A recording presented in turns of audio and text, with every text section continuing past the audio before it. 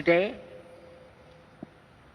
from the ocean of grace, we shall taste one more drop. He's not only an ocean of grace, he's also an ocean of Leelas. Leela Samudram. We shall see one more Leela. But all these Leelas are not mere divine play. They have a teaching lesson to us, something that we can learn as truth, which we have not learnt before. Even if we have learnt before, it has not gone into us deeply. I have seen Bhagwan, whoever came to him, he would not convert them to his faith. Instead, he would establish them in their own faith. He would support them in their faith and re-establish them. A Christian who came to him became a better Christian. A Muslim who came to him returned a better Muslim. A Vaishnavite who came to him became a better Vaishnavite. A Saivite who came to him became a better Saivite. His job was to strengthen their faith and establish them in their path of sadhana. Once, a lady had brought an 8-month-old child. When the child was put before Bhagwan, the child held on to his thumb, which was moving all the time with Ramna. Swami had such a tender expression on his face, and he spent half an hour with the child. One hand, of course, was being held by the child, but the other was stroking the child from the head to foot. And exactly half an hour was over, Swami pulled out and told the mother, "You can now take the child. Father's work is over for the child." I have seen this attitude of Bhagwan, instant and total concentration in any work undertaken, an instant and total withdrawal from the work. Whereas our own minds will linger over. Even while doing one work, we'll be thinking of something else, some other work. This has been our habit. But I had seen this instant concentration and instant and total withdrawal, Bhagwan. Now the point is, this child, after they are people from Singapore.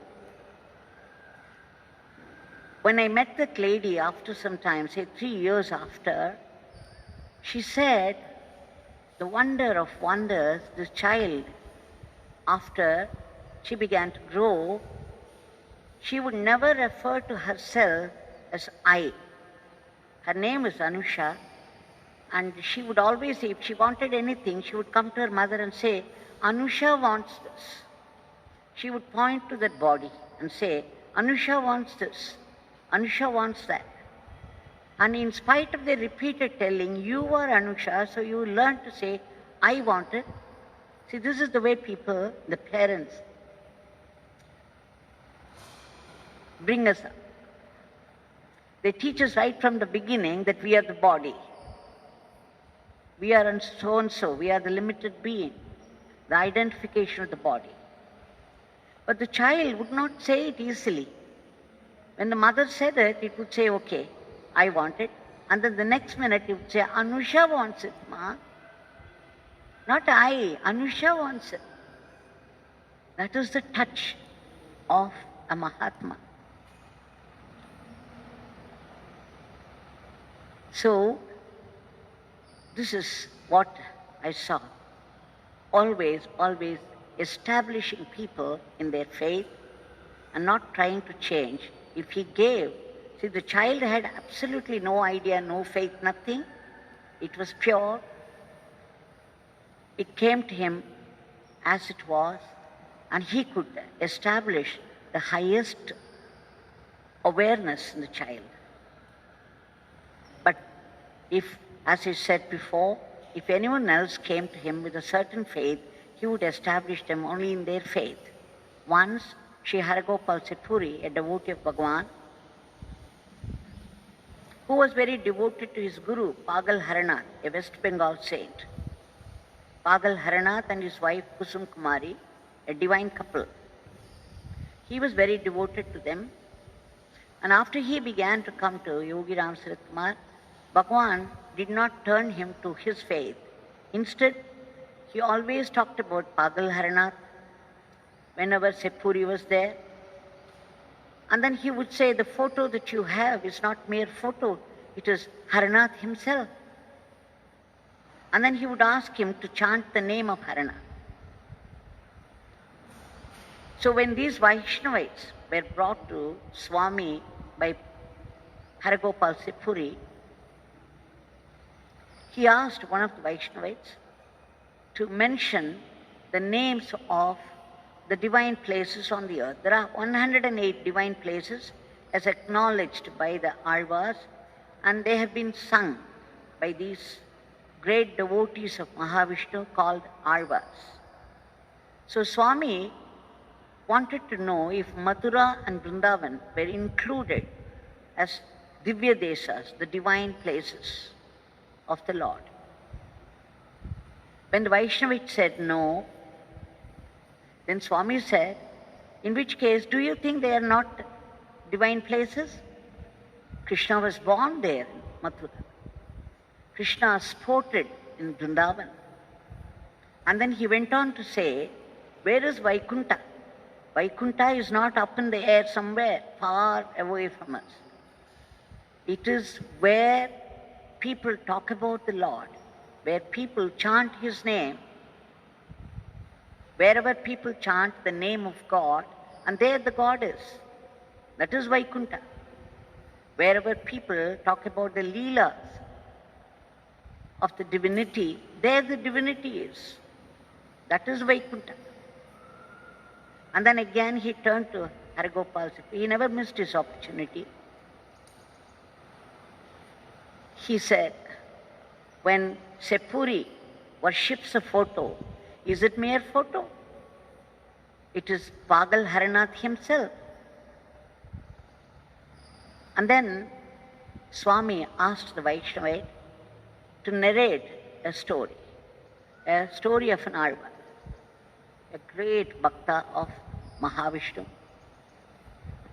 So in the story, the Vaishnava narrated, a king of a small kingdom. He fell in love with a beautiful lady.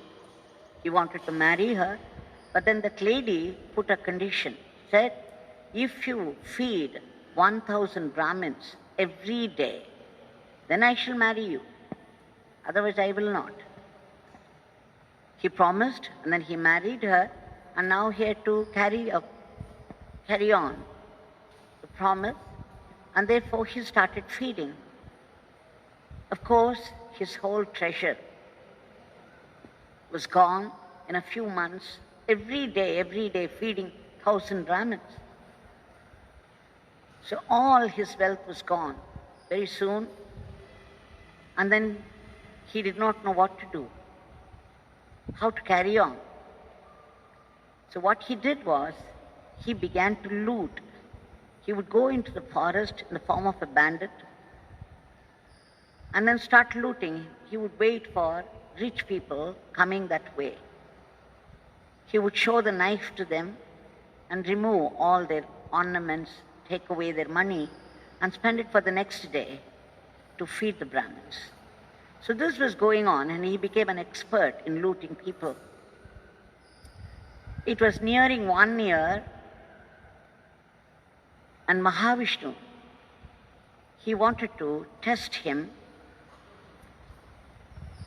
And what was more, he wanted to give him a huge grace.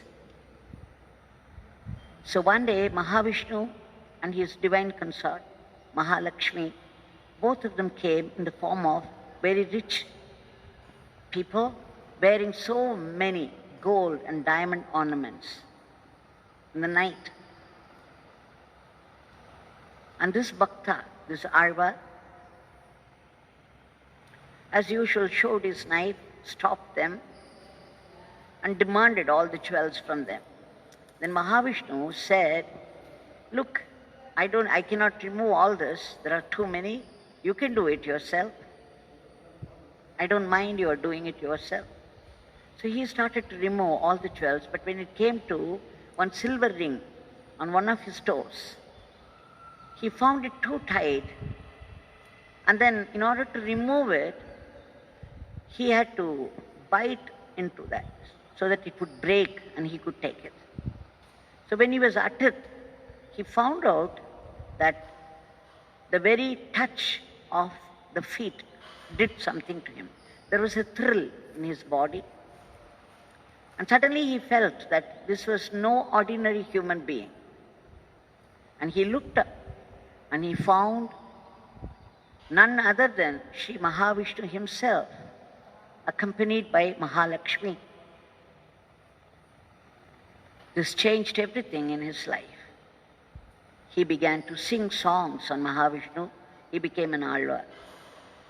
So when he narrated the story, the Vaishnavite said, "Swami, Mahavishnu came in human form and gave darshan." Swami never missed his opportunity to accentuate a point. He said immediately, "Oh, he came in human form. Do you think the human form is real?" And then he went on to say, "Do you think that the idols in the temples, they are made of stone, they are made of metals? Do you think they are all real? And what about these photos? Are they real?" And then Bhagwan said, "The idols, the vigrahas, archavatar, they are all the divine itself. It is filled with the divinity. It's filled with the grace and power of the divinity. All those idols are not mere idols. They are God himself. The photo that's being worshipped by Haragopal Sipuri is real. It's not mere photo. It is Pagal Haranath himself. Those murtis, those statues of the divinities, they are God himself. They are meant for worship. So do not treat them as idols. Treat them as God himself." And that way he re-established, because such words we might have read in books. Haragopal Sipuri says, "How many times I have read it in books." It's not something new what Swami was saying, but coming from his mouth, from his lips, meant something much more. There was a thrill when I heard it. It reinforced my faith. It reinforced my devotion to God. And this is how they establish us in our faith, They strengthen our faith and establish us in our devotion to God, in our path of sadhana. So Swami in this instance said, the name God and his name are one and the same. Wherever God's name is being sung, wherever God's leelas are being talked about, there the Vaikuntha is. That is the place of God. In fact, when he said in one instance, wherever people talk about this beggar, that is this beggar's ashram. This beggar would reside there. And this beggar's picture, before this picture, if an incense stick is offered, Even if this old, spoiled food is offered, it becomes prasadam immediately. It gets its power. This is his assurance to all the devotees. So here is our Archavatara of Bhagwan, right in front of us, Murti of Bhagwan, with his hand raised in blessing, raised in benediction.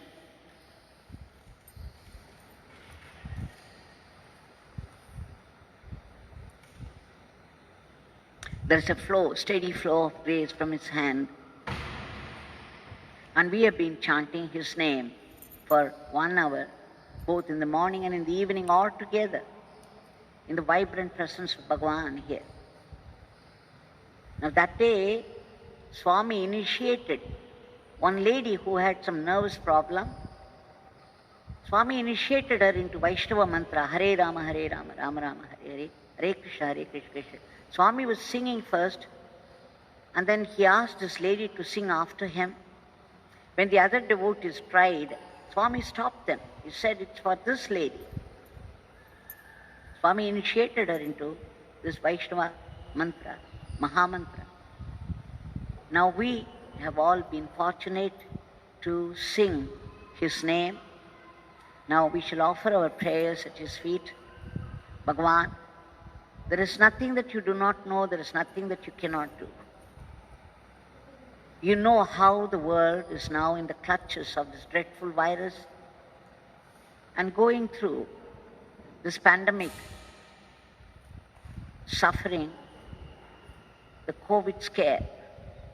Bhagwan, we seek your immediate divine intervention to stop the spread of this disease and to free the entire humanity from the clutches of this virus. Please bring back normalcy in every aspect of life, everywhere.